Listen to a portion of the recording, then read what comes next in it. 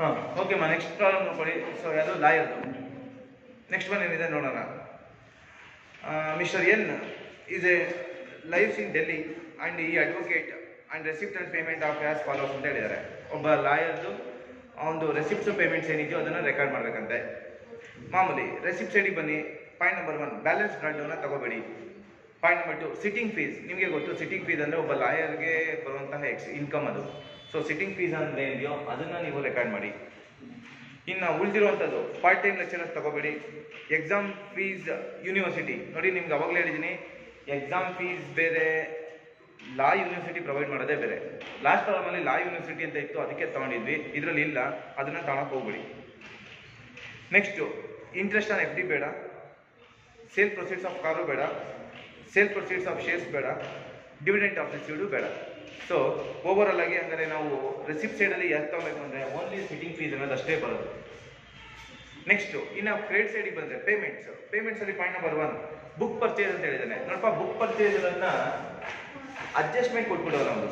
So adjustment number 2 ನೋಡಿ ಏನಂತ ಹೇಳಿದಾನೆ ಅಂದರೆ ಬುಕ್ ಪರ್ಚೇಸ್ ಆಫ್ ಟೀಚಿಂಗ್ ₹200 ಅಂತೆ. ನೋಡಿ, ಬುಕ್ ಪರ್ಚೇಸು ಲಾ ಓದಕ್ಕಲ್ಲ, ಟೀಚ್ ಮಾಡೋಕ್ಕೆ ಅಂತ ಹೇಳಿ 200 ನಾವು ಯೂಸ್ ಮಾಡೋಣ ಅಂದರೆ ನಮಗೆ ಅದು ಬೇಕಾಗಿಲ್ಲ. ಸೊ 800ಅಲ್ಲಿ 200ನ ಲೆಸ್ ಮಾಡಿ, ಟೀಚಿಂಗ್ನ ಲೆಸ್ ಮಾಡಿದ್ರೆ ಇನ್ನು ರಿಮೈನಿಂಗ್ ಏನು ಬರುತ್ತೋ ಅದ್ರ ಮೇಲೆ ನಮಗೆ ಗೊತ್ತು ಬುಕ್ಸ್ ಮೇಲೆ 40% ಡಿಪ್ರಿಸಿಯೇಷನ್ ಅಂತ. ಆ 40% ಡಿಪ್ರಿಸಿಯೇಷನ್ನ ಇಲ್ಲಿ ಪ್ರೊವೈಡ್ ಮಾಡಿದ್ದೀವಿ ಒಂದು.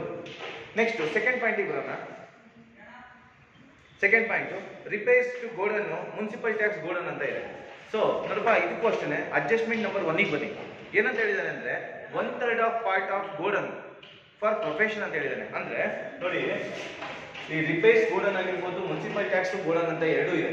ಹಾಗಾದ್ರೆ ಈ ಎರಡೂ ಅಮೌಂಟಲ್ಲಿ 1/3ನ ಮಾತ್ರ ಅವನು ಆಫೀಸ್ಗೆ ಯೂಸ್ ಮಾಡಿದಾನಂತೆ. ಹಾಗಾದರೆ 1200 ಇಂಟು 1/3 ಮಾಡಿ, 600 ಇಂಟು 1/3ನ ಮಾಡಿ.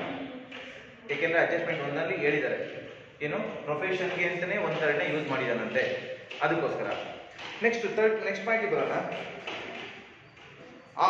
ಆಫೀಸ್ ಎಕ್ಸ್ಪೆನ್ಸಸ್ ಅನ್ನೋದು ಮಾಮೂಲಿ ಡೈರೆಕ್ಟ್ ಆಗಿದೆ, ಅದು ನಾವು ಬರ್ಕೊಂತೀವಿ. ನೆಕ್ಸ್ಟು ಪ್ಲಾಂಟ್ ಪರ್ಚೇಸ್ ಆನ್ 1/1/2020 ಅಂತ ಹೇಳಿದ್ದಾನೆ. ನೋಡಿ, 1/1/2020 ಅಂದರೆ ಸೊ ನಿಮಗೆ ಗೊತ್ತು 3 ಮಂತ್ಸ್ ಅಷ್ಟೇ ಬರೋದು. ಹಾಗಾದರೆ 3 ಮಂತ್ಸ್ ಅಂದಮೇಲೆ ಏನು ಅಂದರೆ ಆಫ್ ಡಿಪ್ರಿಸಿಯೇಷನ್ನ ಕನ್ಸಿಡರ್ ಮಾಡಬೇಕಾಗುತ್ತೆ ಪ್ಲ್ಯಾಂಟ್ಗೆ. ನಾವು ಅಷ್ಟೇ ನೋಡಿ, ಪ್ಲ್ಯಾಂಟ್ ಅನ್ನೋದು ಈಗ 700 ಇತ್ತಂತೆ. ಪ್ಲ್ಯಾಂಟ್ ಆ್ಯಂಡ್ ಮಿಷನರಿಗೆ ಡಿಪ್ರಿಸಿಯೇಷನ್ 15%. ಹಾಗಾದರೆ 15% ಅನ್ನೋದು ಡಿಪ್ರಿಸಿಯೇಷನ್ನು ಇಲ್ಲಿ 3 ಮಂತ್ಸ್ ಇರೋದ್ರಿಂದ 1/2ನ ಕನ್ಸಿಡರ್ ಮಾಡಿದ್ವಿ. ನೆಕ್ಸ್ಟು ಅದಾದಮೇಲೆ ಕಾರ್ ಪರ್ಚೇಸು 110 ಅಂತ ಹೇಳಿದ್ದಾನೆ. ನೋಡಪ್ಪ, 110 ಅಂತ ಹೇಳಿದ್ರೆ ಅದು ಅಷ್ಟೇ ಎಷ್ಟಾಗುತ್ತೆ ಅಂದರೆ ಏನು ಅಂದರೆ ಸೊ 11, 12, 1, 2, 3 ಅಂದರೆ ಮಿನಿಮಮ್ ಅಂದರೆ 5.5 to 6 ಮಂತ್ಸ್ ಆಗುತ್ತೆ. ಆಗ ನಮ್ಮ ಕ್ಯಾಲ್ಕುಲೇಷನ್ ಏನಾಗುತ್ತೆ, ಕಾರ್ ಪರ್ಚೇಸ್ದು 25,000 ಇಂಟು 15% ಇಂಟು 50%. ಸರ್ 50% ಏನು ಸರ್ ಅಂದರೆ ಅಲ್ಲಿ ಪರ್ಸ್ನಲಿ ಆಫೀಸ್ ಯೂಸ್ಗೆ ಯೂಸ್ ಮಾಡಿರುವಂಥದ್ದು 50%. ಇಲ್ಲಿ 1/2ನ ಯೂಸ್ ಮಾಡಿಬಿಡಿ. ಸೊ ಡೈರೆಕ್ಟಾಗಿ 1875ನ ಬರ್ಕೊಡಿ. Next one life insurance premium ಬರಲ್ಲ. ಡೊನೇಷನ್ ಟು ರೆಕಗ್ನೈಸ್ಡ್ ಇನ್ಸ್ಟಿಟ್ಯೂಷನ್ ಅದು ಬರಲ್ಲ. ನೆಕ್ಸ್ಟು ಗಿಫ್ಟ್ ಟು ಫಾದರ್ ಬರಲ್ಲ. ಇನ್ಕಮ್ ಟ್ಯಾಕ್ಸ್ ಬರಲ್ಲ. ಅಸೆಸ್ಮೆಂಟ್ ಎಕ್ಸ್ಪೆನ್ಸಸ್ ತೊಗೊಂಡಿದ್ದೀನಿ, ಅಸೆಸ್ಮೆಂಟ್ ಎಕ್ಸ್ಪೆನ್ಸಸ್ ಅನ್ನೋದಿದೆ. ನೆಕ್ಸ್ಟು ಬ್ಯಾಂಕ್ ಡೆಪಾಸಿಟ್ ಬರಲ್ಲ, PF ಬರಲ್ಲ. ಇನ್ಸ್ಟಾಲ್ಮೆಂಟ್ ಹೌಸಿಂಗ್ ಲೋನ್ ಅಲ್ಲಿ ಪ್ರಿನ್ಸಿಪಲ್ ಅಮೌಂಟ್ ಆಫ್ 10,000 ಅಂತ ಹೇಳಿದ್ದಾರೆ. ಇದೊಂಚೂರು ನೋಡ್ಕೊಳ್ಳಿ. ಇಂಟ್ರೆಸ್ಟ್ ಆನ್ ಲೋನ್ ಅನ್ನು ಕೊಟ್ಟಿದ್ದಾನೆ. ಸಾರಿ, ಇನ್ಸ್ಟಾಲ್ಮೆಂಟ್ ಆಫ್ ಹೌಸಿಂಗ್, ಅದು ಇನ್ಸ್ಟಾಲ್ಮೆಂಟ್ ಆಫ್ ಹೌಸಿಂಗ್ ಲೋನ್ ಅಲ್ಲ, ಇಂಟ್ರೆಸ್ಟ್ ಆನ್ ಹೌಸಿಂಗ್ ಲೋನ್ ಅದು. ಸೊ ಅದಕ್ಕೋಸ್ಕರ ನೀವೇನು ಮಾಡಬೇಕು ಅಂದರೆ ಸ್ವಲ್ಪ 17,000 ಇತ್ತು, 17,000ದಲ್ಲಿ ಪ್ರಿನ್ಸಿಪಲ್ ಅಮೌಂಟ್ನ ತೆಗೆದ್ರೆ ಇನ್ನು ಎಷ್ಟಾಗುತ್ತೆ, 7,000 ಅನ್ನೋದೇನು ಅಂದರೆ ಬಡ್ಡಿ, ಹೌದಲ್ವಾ? ಅದನ್ನೇ ಈ ಬಡ್ಡಿನ ನಾವು ಹೇಳ್ತೀವಿ ಇಂಟ್ರೆಸ್ಟ್ ಆನ್ ಲೋನ್ ಅಂತ ಕರಿತೀವಿ. ಈ ಇಂಟ್ರೆಸ್ಟ್ ಆನ್ ಲೋನಲ್ಲಿ 1/4 ಅನ್ನೋದು ಎಲ್ಲಿದೆ ಅಂದರೆ ಅಡ್ಜಸ್ಟ್ಮೆಂಟ್ ನಂಬರ್ 4ಗೆ ಬನ್ನಿ. ಅಡ್ಜಸ್ಟ್ಮೆಂಟ್ ನಂಬರ್ 4ಅಲ್ಲಿ ಏನಂತ ಕೊಟ್ಟಿದ್ದಾನೆ ಅಂದರೆ ಈ resides own house 1/4 for use for office ಅಂತ ಹೇಳಿದ್ದಾನೆ. ಸೊ ಅವನು ಯಾವ ಮನೇಲಿ ಇದ್ದಾನೋ ಆ ಮನೆಯಲ್ಲಿ 17,000 ರೂಪಾಯಿ ಅನ್ನೋದು ಲೋನ್ ಅಮೌಂಟು, ಅದರಲ್ಲಿ 10,000 ರೂಪಾಯಿ ಅನ್ನೋದು ಪ್ರಿನ್ಸಿಪಲ್ ಬಿಟ್ಬಿಡಿ, ಅಸಲು ಬಿಟ್ಬಿಟ್ರೆ ಇನ್ನು ಉಳಿಯುವಂಥದ್ದು ಏನು ಅಂದರೆ ಇಂಟ್ರೆಸ್ಟ್.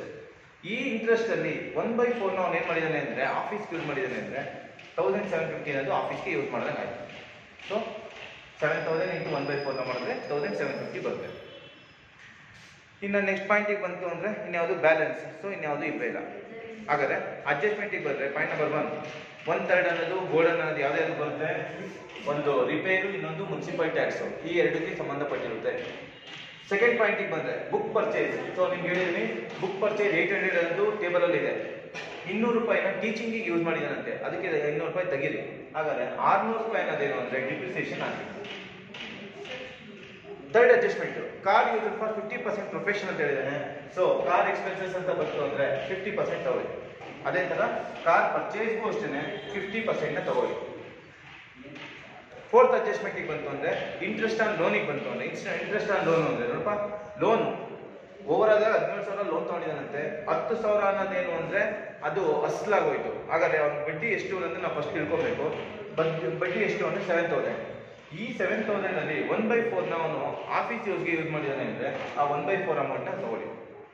ಸೊ ಇನ್ಕಮಲ್ಲಿ ಒಂದೇ ಐಟಮು, ಎಕ್ಸ್ಪೆನ್ಸಸ್ಸಲ್ಲಿ ಇಷ್ಟು ಐಟಮ್ ಇದೆ. ಸೊ ಕಲೀರಿ. ಆಮೇಲೆ ಇಲ್ಲಿ ಹೊಸದಾಗಿ ಇನ್ನೊಂದು ಏನು ಬಂತು ಅಂದರೆ ಪ್ಲ್ಯಾಂಟ್. ಎಲ್ಲರೂ ಏನಂದರೆ ಮಿಷನರಿ ಗೊತ್ತಿತ್ತು 15% ಅಂತ, ಪ್ಲ್ಯಾಂಟ್ ಅನ್ನೋದು ಎಷ್ಟೋ ಜನಕ್ಕೆ 15% ಗೊತ್ತಿರಲ್ಲ. ಯಾಕೆ ಅಂದರೆ ನೀವು ತಿಳ್ಕೊಬೇಕು, ಪ್ಲ್ಯಾಂಟ್ ಆ್ಯಂಡ್ ಮಿಷನರಿ ಅಂತಲೇ ನಿಮಗೆ ಬರ್ಸಿರೋದು ನಾವು ಡಿಪ್ರಿಸಿಯೇಷನ್. ಹಾಗಾದರೆ ಪ್ಲ್ಯಾಂಟ್ ಆ್ಯಂಡ್ ಮಿಷನರಿಗೆ ಡಿಪ್ರಿಸಿಯೇಷನ್ 15%.